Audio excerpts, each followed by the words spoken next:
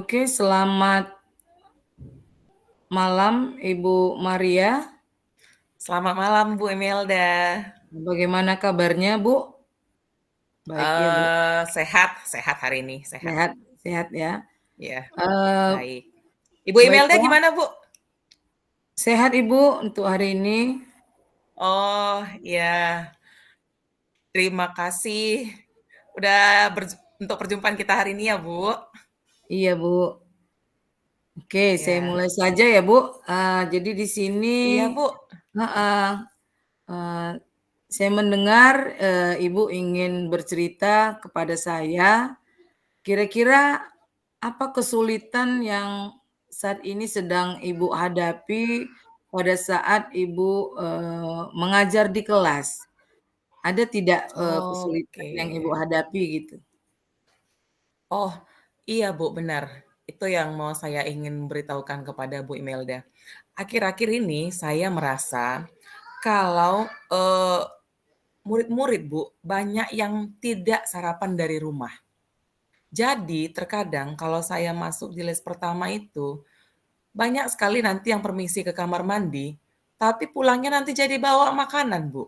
Jadi Mhm. saya pusing, jadi kan semua semua itu terganggu, proses pelajaran gitu kan. Nanti tiba-tiba saya, mengajar misalnya saya udah mencium aroma makanan, jadi saya merasa itu terganggu, Bu, seperti itu. Karena sudah sekarang udah menjamur, jadi beberapa dibiarkan alasan sakit perut, makin bertambah gitu, Bu. Jadi saya rasa itu menjadi gangguan yang, merajalela saat ini, seperti itu. Oke, pasti ya, Bu, mungkin saya juga, sering juga mengalami itu, tapi kira-kira, ada nggak, upaya yang sudah Ibu lakukan untuk, mengatasi hal tersebut, Ibu? Upaya yang saya lakukan sudah ada sih, Bu, dengan memberikan motivasi cepat bangun, seperti itu. Tapi sepertinya kurang berhasil seperti itu, Bu. Kurang berhasil sepertinya. Udah kita ini kan bagi waktunya, kalau memang apa, bawa bontotnya dari rumah atau, makan sebelum bel cepat sampai, seperti itu, tapi tidak berhasil, Bu.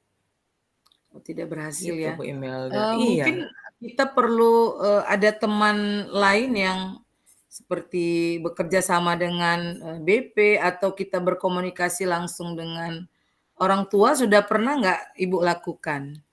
Nah, itu dia, Bu, kalau itu belum pernah saya lakukan. Karena kan terkadang kita kalau menganggap masalah, ya udahlah berarti kalau alasannya nanti orang tuanya nggak masak, nggak mungkin jadi manggil orang tua, seperti itu. Jadi, atau alasan kelamaan tidur, berarti udah habit-nya, kebiasaannya seperti itu. Tapi mungkin nanti saya akan berbicara dengan guru BP, apakah bisa difasilitasi orang-orang yang sarapan tersebut bisa dipanggil orang tuanya seperti itu, atau, mau guru BP-nya dulu yang menyelesaikannya, seperti itu Bu Imelda. Oke, Bu, ya, bagus sekali ya. Tapi memang kita ya sebagai, ya guru atau wali kelas ya paling utama ya, sering sekali memang kita menghadapi hal tersebut. Nah, mengapa tadi saya katakan, harus ada, eee, kolaborasi atau apa ya, menyampaikan, hal ini terhadap orang tua ya, karena pernah juga saya alami, sebenarnya orang tuanya menyiapkan bontot gitu. Jadi ternyata, iya bontot yang disiapkan itu dikasih ke supirnya gitu. Jadi pada saat saya, eee, udah lama gitu ya, nggak pernah ketemu kan sama supirnya, pada saat itu pernah mengantarkan surat, ini pengalaman saya, "Loh Pak, Bapak gemuk kan?" Saya bilang kan. Ternyata dia cerita susu yang dibuat, jus yang dibuat oleh orang tuanya itu, ternyata tidak diminumnya gitu Bu, malah dikasihnya kepada supirnya tadi, jadi supirnya yang sehat gitu, bukan siswa Oh, yang sehat gitu kan. Makanya tadi iya saya Bu. katakan mungkin perlu kita berkomunikasi dengan, orang tua, mana tahu hal itu terjadi gitu, ternyata orang tua sudah menyiapkan anaknya yang tidak mau, menikmati masakan dari mamanya gitu, padahal mamanya buatnya sudah repot-repot loh Nak, saya bilang. Tapi itu tadi Bu, takut sakit perut Bu, takut nanti pup Bu, gitu kan.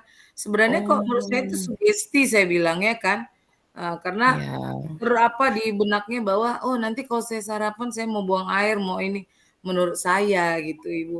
Oh, iya iya, benar Bu, benar benar. Itu bisa jadi pembelajaran buat saya Bu Imelda. Iya, eee, tadi ya memang mengalami kesulitan ya, memang kita perlu kesabaran dan kerjasama dengan, teman yang lain.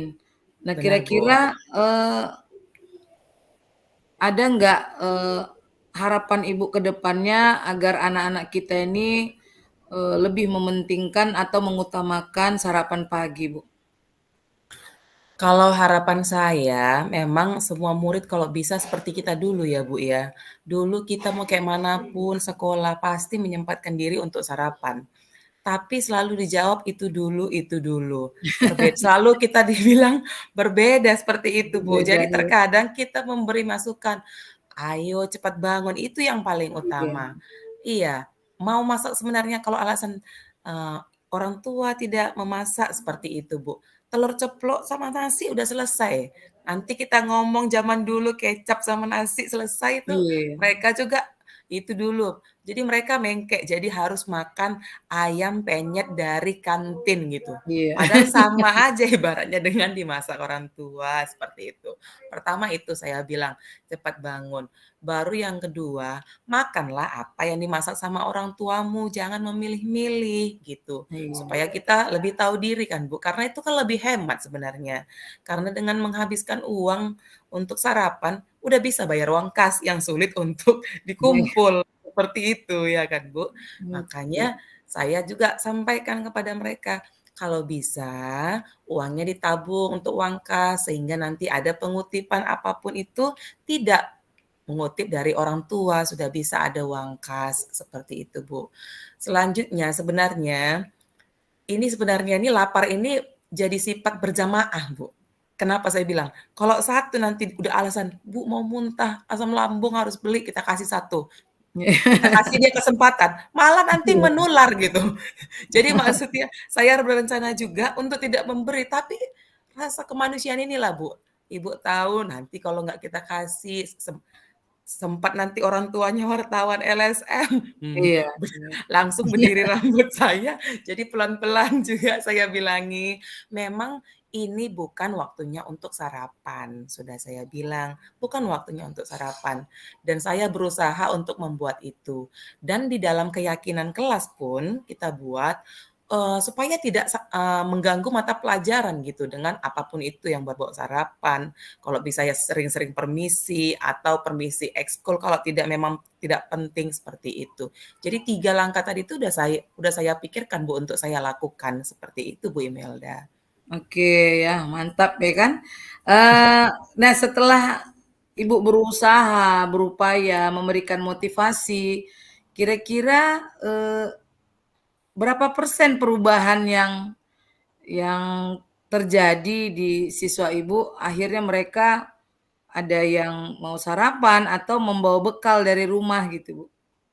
Iya Bu, makasih Bu Imelda. Nah, memang tidak mungkin semua bisa terselesaikan Iya, kan gitu iya. kan Bu kan. Jadi, saya juga berusaha seperti itu, selalu memotivasi setiap sekali masuk, apalagi di les pagi seperti itu ya kan Bu. Saya misalnya gini, kemarin hampir setengah itu sarapan tuh, campur itu semua aroma, Mhm, bau, semua itu sambal terasi, sambal apa semua itu, eee, campur tuh aromanya. Tapi sekarang itu udah mulai paling 3 orang, 4 orang, yang dulu hampir ibaratnya kita bilang lah dulu 40% ya, 40%. Jadi terkadang itu dia, jadi sebenarnya budaya sih sebenarnya, budaya yang dari dulunya dibiarkan, apalagi mungkin mereka terikut masalah Covid, jadi kedisiplinan itu mungkin kurang ya kan, Bu, kan.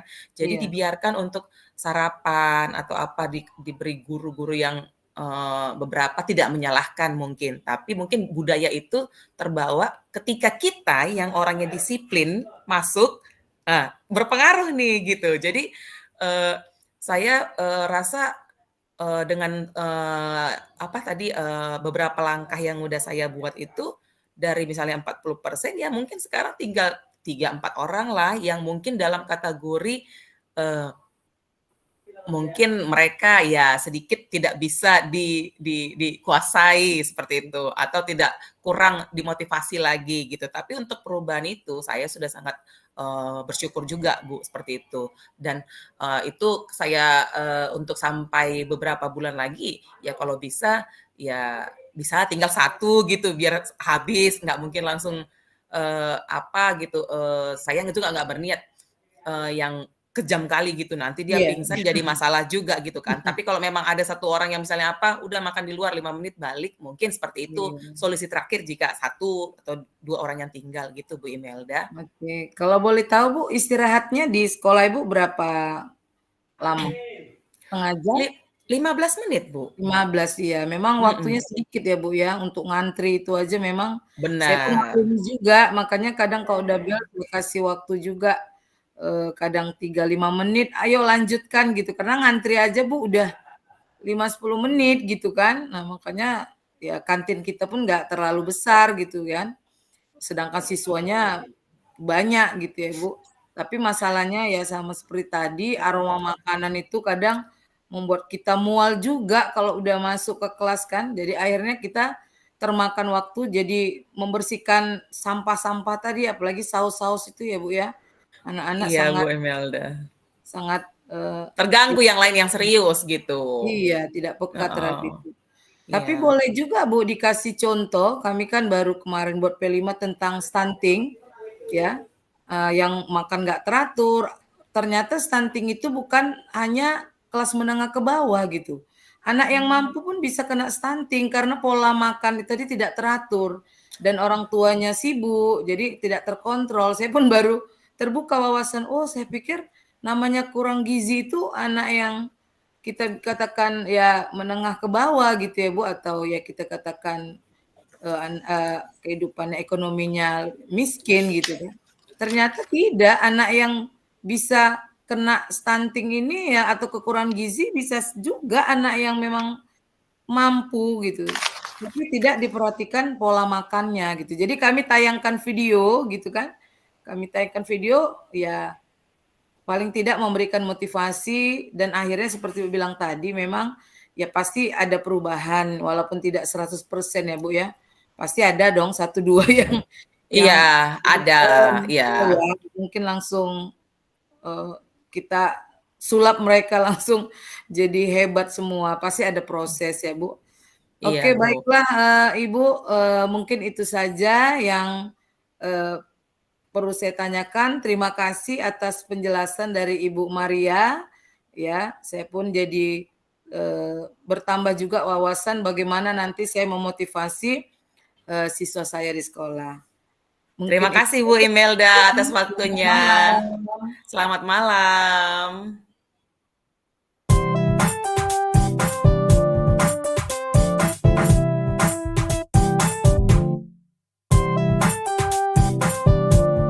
Ah, ya.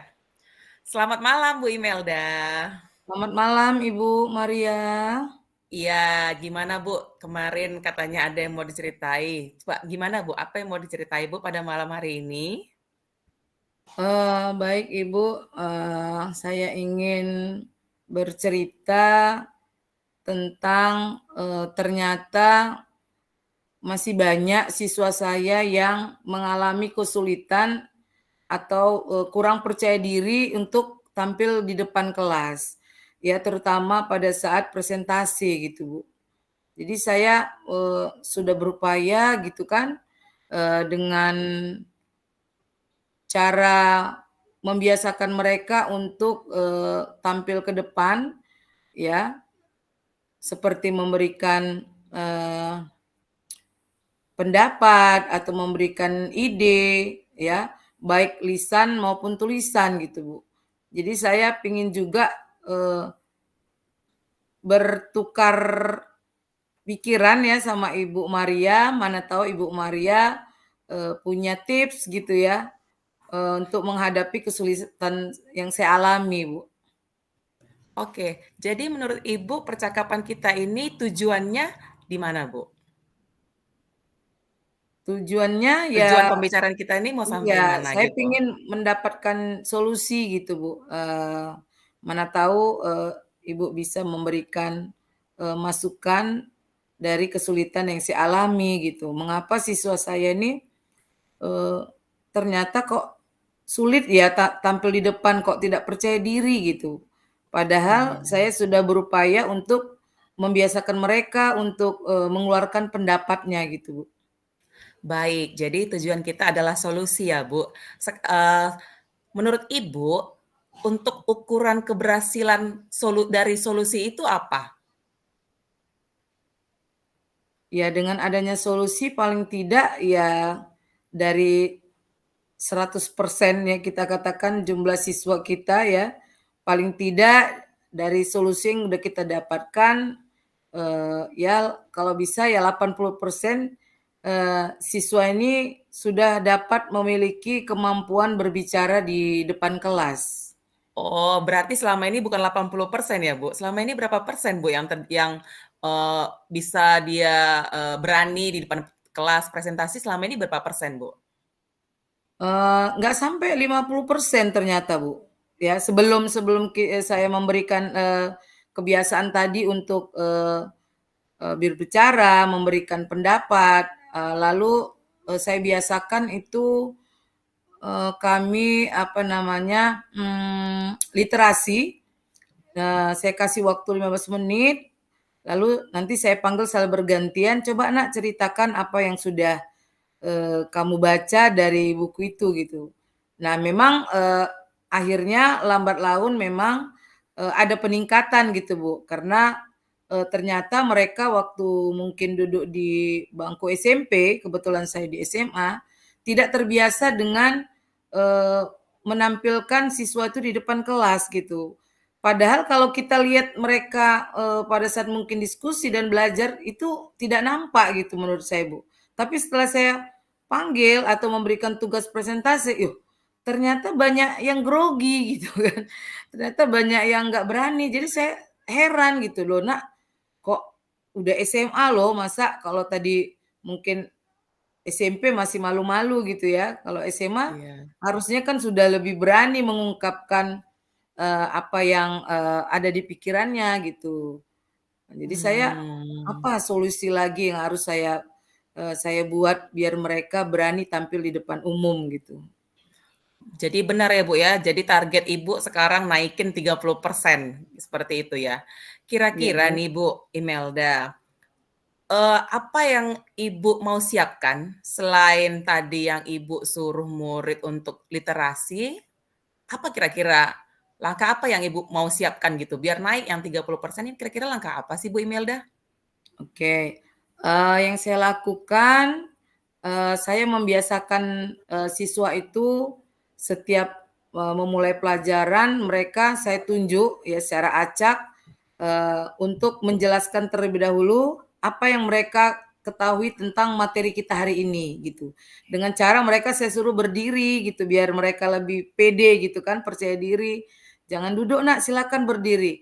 Nah apa yang kamu pikirkan itu yang kamu katakan, nggak harus secara teori, tapi apa yang kamu pikirkan itu katakan, lebih alami menurut saya. Jadi, hampir setiap, pertemuan terlebih dahulu saya usahakan mereka seperti itu, saya pancing mereka untuk bisa mengungkapkan apa yang mereka pikirkan. Karena saya pernah juga mendapatkan, masalah yang pernah diceritakan Pak Awal itu, bahwa ada siswa yang lebih jago menulis daripada secara lisan. Memang saya pernah juga orang tua komplain, "Ibu, anak saya kurang bisa Bu untuk berbicara. Coba Ibu tes dia dengan menulis, jawaban yang Ibu berikan, pasti lebih bagus." Memang benar Bu, saya pun bilang, "Mungkin saya juga pernah mengalami Nak, saya pun dulu susah bicara di depan umum, pemalu gitu. Tapi karena dibiasakan oleh, guru-guru saya seperti ini, makanya saya tiru kembali, ternyata ya mengalami pasti peningkatan gitu. Jadi dibiasakan supaya mengungkapkan apa yang dipikirkan. Tidak harus benar, Nak, namanya kita belajar ya wajib salah kan. Jadi mereka saya, upayakan supaya alami, menjelaskan apa yang mereka pikirkan, tidak usah yang terlalu berat, ya. Jadi mereka dan bahasanya pun tidak harus baku, Nak, santai aja, bahasa sehari-hari juga boleh. Jadi akhirnya, saya coba seperti itu, ya ada perubahan, Bu. Ya lambat laun, ya saya lihat anak saya sudah mulai berani untuk, bercerita, mengungkapkan apa yang dia pikirkan itu, Bu. Oke, bagus sekali ya, Bu. Jadi tadi ada saya catat itu garis besarnya itu adalah, membiasakan, ungkapkan yang dari Iya. pemikiran diri sendiri. Kira-kira nih, Bu, yang Ibu lakukan ini dalam hal pelajaran atau literasi yang, ada bebas mereka mau membaca apa saja seperti itu, Bu Imelda? Oke Ibu Maria, ya terima kasih. Untuk saat ini, saya, memancing mereka untuk, mengungkapkan apa yang mereka pikirkan itu pada saat saya, menyampaikan materi pelajaran. Jadi apakah mereka misalnya teks prosedur, lalu saya tanya, "Pernah dengar tidak?" Atau "Pernah buat tidak?" Gitu ya. "Pernah melihat tidak contoh teks prosedur?" Nah, jadi mereka masing-masing secara acak saya pilih untuk mengungkapkan apa yang mereka tahu dari materi tersebut. Itu, Bu. Oke oke, seperti itu ya, ternyata berdasarkan pelajaran ya yang, Ya. Ibu tadi usahakan mereka presentasikan, seperti itu. Nah, selain yang tadi Bu, yang Ibu pikirkan Ibu harap untuk, siswa lakukan, kira-kira ada nggak yang bisa Ibu harapkan lagi dukungan dari murid supaya mereka tuh lebih lagi mau, supaya mereka mau lagi presentasi, lebih berani lagi? Apa kira-kira menurut Ibu dukungan dari murid yang bisa mereka berikan kepada Ibu seperti itu? Oke, dukungannya yang pertama itu memang ya tadi sudah, saya katakan motivasi ya selalu saya tidak bosan-bosan mengingatkan, "Ayo Nak harus berani, ayo ungkapkan, ya ayo jangan takut," gitu. Kalau salah ya itu biasa gitu kan namanya belajar wajib salah gitu. Jadi Ibu nggak akan marah, malah Ibu marah kalau kalian itu, melihat atau mencontek dari tempat yang lain gitu. Memang benar jawabannya, tapi bukan dari ide kamu sendiri gitu. Jadi saya selalu memberi motivasi itu bahwa, "Ayo ungkapkan apa yang kamu pikirkan, ungkapkan apa yang ada di yang teringat aja di benak kamu tentang materi itu, tuangkan." Ya, kemudian saya berikan contoh juga Bu, bagaimana cara kita membuka kalau presentase, ya bagaimana kita menyampaikan, pembahasannya, bagaimana kita menjawab, sampai dengan penutupan gitu Bu. Jadi itu saya tidak bosan-bosan memberikan contoh dan akhirnya mereka juga, muncul ya keberaniannya, akhirnya terbiasa karena memang sering saya lakukan itu Ibu. Jadi ya alhamdulillah ada perubahan dari siswa saya Ibu. Nah, apakah dengan solusi yang udah Ibu pikirkan tadi memang naik sesuai dengan keinginan Ibu? Alhamdulillah naik tapi belum belum seluruhnya ya. Belum seluruh siswa saya, eee, mengalami kepercayaan diri itu kalau udah tampil di depan gitu. Sampai saya bilang kalau zaman saya dulu tuh masih pakai kapur, Nak, itu kalau grogi nampak ya Bu, berkeringat tangan kita kan. Ini syukurnya kalian sudah pakai papan tulis seperti ini, jadi groginya nggak nampak saya bilang. Jadi akhirnya mereka merasa malu juga dan akhirnya ya apa jugalah istilahnya keberanian itu saya lihat sudah mulai muncul. Tapi harapan saya tadi ya saya syukuri ada peningkatan Bu walaupun belum 100% karena kan karakter murid nih memang ya ada yang pendiam, pemberani gitu ya Bu ya, ada yang malu-malu gitu kan. Mungkin Nah, itu saja bagus. Ibu. Iya, bagus sekali ternyata, hasil diskusi kita hari ini ya, Bu Imelda. Iya Ibu. Ibu sudah mendapatkan solusi sebenarnya. Solusinya tadi ada beberapa poin yang Ibu katakan sendiri. Nah, oke, cukup sekian diskusi kita hari ini, Bu Imelda. Terima kasih atas diskusi kita. Selamat malam, Bu Sama-sama Imelda. Ibu. Selamat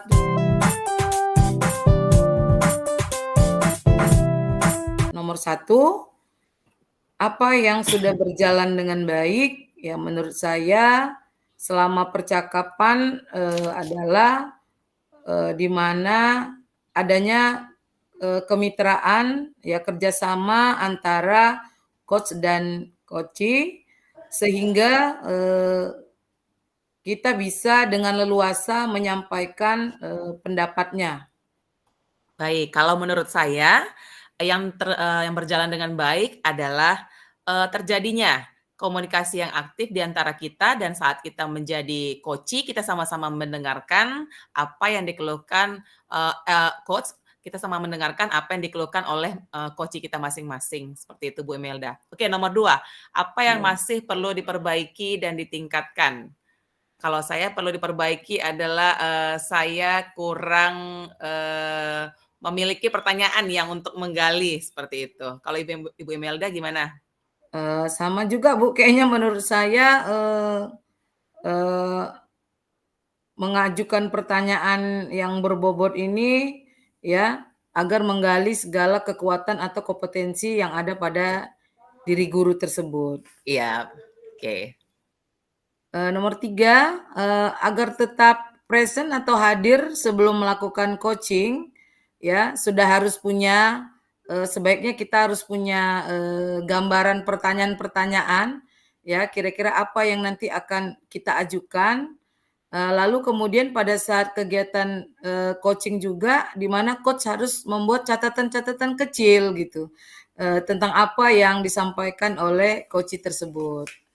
Ya, kalau jawaban saya pada sebelum coaching berlangsung, saya menyiapkan hati untuk fokus kepada, apa yang ingin dikatakan oleh coachee. Nah, pada saat coaching, saya selalu menyiapkan diri saya untuk tidak terbawa ke dalam masalah, coachee, seperti Oh. itu. Jadi saya biarkan diri saya tidak terlalu biar masalahnya nanti tergali sendiri, seperti itu, Bu. Oke, nomor 4, apa yang akan Bapak Ibu lakukan untuk memperbaiki atau meningkatkannya? Sudah pasti berlatih, gitu, Bu. Lebih sering kita berbicara sama orang atau nanti sama rekan sejawat, mungkin akan lebih memperbaikinya lagi. Gimana Bu Imelda? Ini menurut saya juga bersama ya Bu, untuk meningkatkannya kita memang harus, terus berlatih untuk melakukan praktik coaching ini, dengan merefleksi apa yang kira-kira, masih kurang dari diri kita. Ya, Oke, kalau kemudian refleksi heeh, hasil refleksi, yang saya lakukan ya pastinya saya terus, berlatih untuk meng-coaching agar selalu, dapat memberikan pertanyaan-pertanyaan yang berbobot, Ibu. iya. Kalau hasil refleksi saya hari ini, saya sangat senang tentunya dengan kegiatan ini, di mana proses coaching kali ini dapat menggali kemampuan dari coachee ataupun coach untuk, menyelesaikan masalah yang satu dengan yang lain. Saat kita bertindak sebagai coach, kita dapat menyelami masalah coachee, saat kita bertindak sebagai coachee, kita, bisa juga memperhatikan supaya kita dapat menjadi coach yang benar, seperti itu. Oke, Oke, berikutnya umpan umpan balik. baliknya, apa yang Anda rasakan pada saat di-coaching? Ya pasti pertama ya, eee, apa ya, ada rasa pasti saya, mendapatkan solusi ya dari permasalahan yang mungkin saya hadapi pada saat ini gitu dari coach-nya. Kemudian saya merasa lega, Bu, karena permasalahan yang saya hadapi sudah tidak terpikirkan terus karena sudah, mendapatkan solusi dari, eee, ibu coach-nya. Ya. Kalau Oke. saya tadi yang saya rasakan adalah saya mendapatkan pengalaman yang sama dari ibu coach yaitu Bu Imelda, di mana tadi sama-sama merasakan, pengalaman yang sama dan, coach tersebut bisa membantu saya untuk menambah solusi dari apa yang telah saya pikirkan sebelumnya. Jadi saya merasa lega juga gitu, Iya. ternyata bukan bukan saya sendiri aja yang mengalami seperti itu. Jadi, lega berbagi masalah dan plong seperti itu. Oke, Ibu. Oke, Mungkin itu saja hasil diskusi kita, karena waktu iya, sudah mau habis ya, Ibu. Terima kasih, Bu Maria. makasih Bu Imelda. Oke.